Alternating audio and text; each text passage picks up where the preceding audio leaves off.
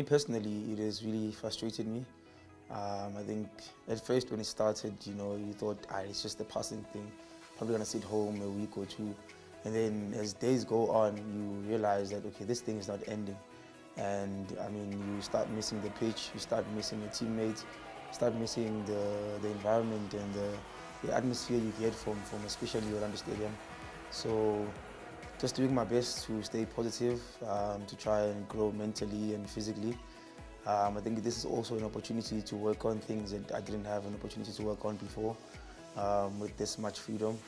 And I think for us as a team, we're doing our best to stay strong. We see each other almost every day. We call each other when we train. We see each other. We try and laugh here and there.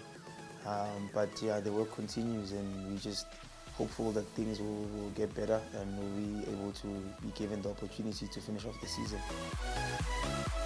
At first, before the lockdown, I'd wake up, take a bath, I'd pray, look at a few stuff that I usually look at in the morning, and then go to training. Depending on what time training is and how far are we from match day, I would also have a second session. If not, I find myself at home, either with my friends or with my family. Yeah.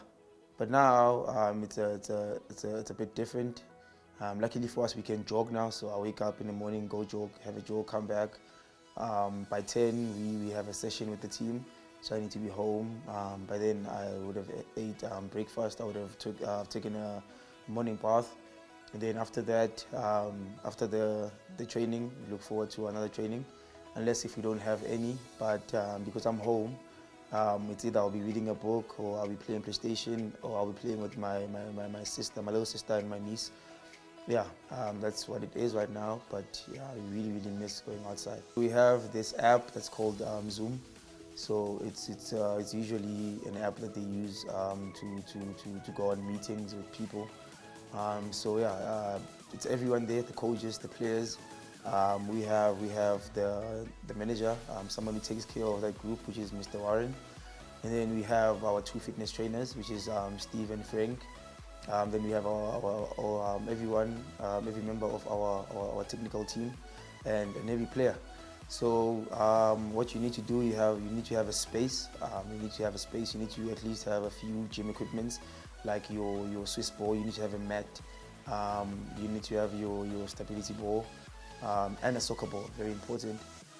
So in other days we'll do strength session, where maybe sometimes you're even required to have a chair to do a bit of maybe single leg squats. We do core, we do a lot of, we just work on our body, do our best to stay fit. And then we also have ball mastery sessions, of which one of our technical team members, Mr. Michael, takes care of, or sometimes we are live with Chris Njokwane, which he's also very good. So he helps us into trying to stay sharp, not to lose our touches. And we sometimes have psychological sessions with Mr. Yanni. He's always been with us in our journey, in football. So he tries his best to help us stay mentally fit. And recently we've been having financial advisors to come speak to us. It's a very difficult time for the economy, even for us. So they do their best to try and help us.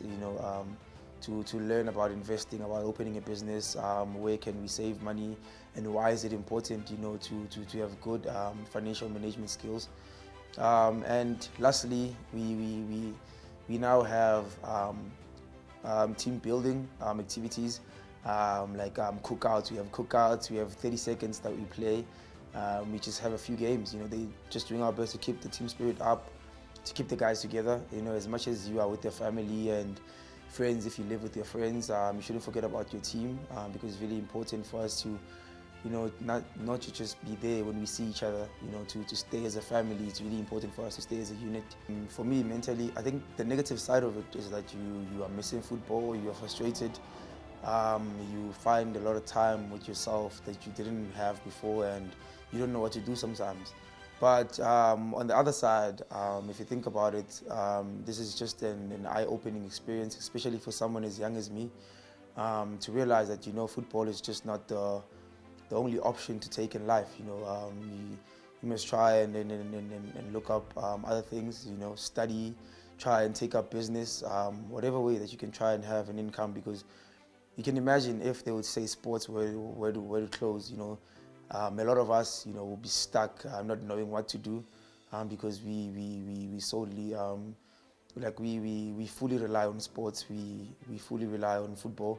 So this has helped me, to think of trying other things also, try and learn more about business, try and learn more about other I would say, abilities that I have, try and learn more about other abilities that I have and try implement them, try go to school next when this thing reopens, and yeah, take it from there. I miss the changing room, I miss to see the guys dance, Gaba, Mulenga, Figo. It's always happy because I'm also very energetic in the changing room. I miss annoying people. I usually annoy a lot of people and I do that on purpose, so I miss that. I miss laughing with the guys, I miss playing PlayStation with the guys, playing pool with the guys. I miss the trainings, we'd have funny trainings, we'd have tournaments. The winners would obviously have a trophy, and depending on what's also the prize on that day. The atmosphere, at the stadiums, match days, especially home games, the camp, how serious the camp is. We are very serious people when we play football, but in the changing rooms outside football, we're very playful. You get a lot of characters in football. You get a lot of happy people, very happy. People who love their families, their friends, people who love the sports. I miss the fans, the singing, everything. The adrenaline that comes with playing football, I think we miss that the most, and it's really, really difficult. I think, but it has also made us to really, really appreciate it more. And I think the day we reopen, we're going to see people being more focused, and we are definitely going to treasure each and every moment of it. Of course, the virus is very scary to hear about, and learning about one of our teammates having it, I think I was really in shock. The first thing I did was try to call him, of which he didn't answer the first time, and I sent him a message to try and wish him well and to tell him that he has our support. I think that was really important to do, for him to understand that we are together in this, and we know that he'll get through it. He's very strong mentally, and he's someone who's very healthy. So I was really in shock, but also it was an eye-opening experience, to say, hey, look, this thing doesn't choose. It doesn't choose where you're from, who are you, anyone can have it. And it's really, really important for us to take care of ourselves, to wash our hands as much as possible, to wear masks if we need to go out, and, to try and educate people who are around us, because if you only take care of yourself, there's people you live with, and if they're not really serious about taking care of themselves, then they might really affect you. So everyone needs to be aware that we are in this together. You don't just need to take care of yourself wherever you are, whether you need to go buy things, whether you are home, always make sure that whoever is around you also is aware that they need to be very careful about this thing.